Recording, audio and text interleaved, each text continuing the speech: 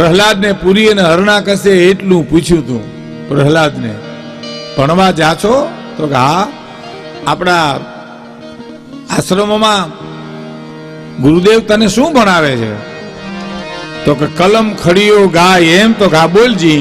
5 વર્ષનો પ્રહલાદ હરણાકશના ખોલામાં બેઠો બેઠો બોલ્યો તો કે મારે કયેથી કમલાનો નાથ રે, એ મારે ખયેથી ખગવાસ, હું નહીં ભજું વૈકુંઠનાથ વિના, અને મારે ગયેથી શ્રી ગોવિંદ રે, એ મેં તો ગગાને જાણો રે ઘન શ્યામ, હું નહીં ભજું વૈકુંઠનાથ વિના. 5 વર્ષનો પ્રહલાદ ખોલામાં બેઠો બેઠો જ્યાં પાટ લીધી તો ભીતમાં પાડો પછાડે એમ હરણાકશે પછાડ્યો, કાને ઓરડીમાં પૂરી દો, જાઓ.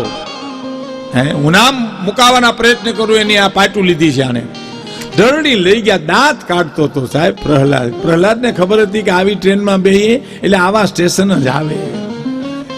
અંધારી કોટડીમાં પૂરી દીધા પછી તાળા મારી દીધા, ચોકી પેરો લાગી ગયો.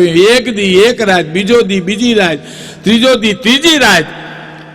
અખિલ બ્રહ્માના માલિકે જોયું તો માતાજી થાળ તૈયાર કરી આમ ઊભા થાય, પેલા પૂછ્યું ક્યાં જાઓ દેવી જટાણે, ક્યાં જાઓ છો?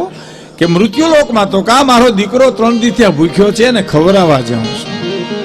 અને આવ્યા ઓરડીની મારી પર મોઢામાં કોલિયા દે, અવાજ આવ્યો, ચોકીદારોએ સાંભળ્યું અંદર કંઈક બોલે છે. જઈને હરણાકશને વાત કરી કે અંદર કંઈક કોક વાતું કરે છે. કમાડ ખેડવી જોયું તો પ્રહલાદ એકલો બેઠો તો સાહેબ. અને હરણાકશે એટલું કીધું, ભગવતી આટો મારીને ગઈ ને એનું પરિવર્તન કેવું આવ્યું સાંભળજો સાહેબ.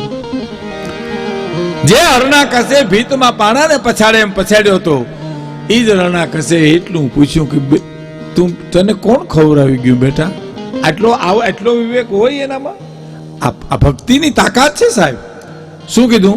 કોણ ખવડાવી ગયું તને અંધારી કોટડીમાં? હે? દાંત મીડો કાઢવા. બાપને સામે દીકરો મીડો દાંત કાઢવા. કે કેમ હસવું કેમ આવે? કે તમે મને એમ કહો છો કે આ અંધારી કોટડીમાં તને કોણ ખવડાવી ગયું?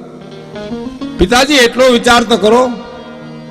9 મહિના માના ઉદરમાં ઊંધે માથે લટકતા હોય, ત્યાં નાવડાથી જે પોષણ કરતો હોય, અંધારી કોટડીમાં 10 બાય 10 ની ઓરડીમાં ન ખવડાવી શકે. પણ મને વિશ્વાસ છે, તમને વિશ્વાસ નથી. વાત વિશ્વાસની છે સાહેબ.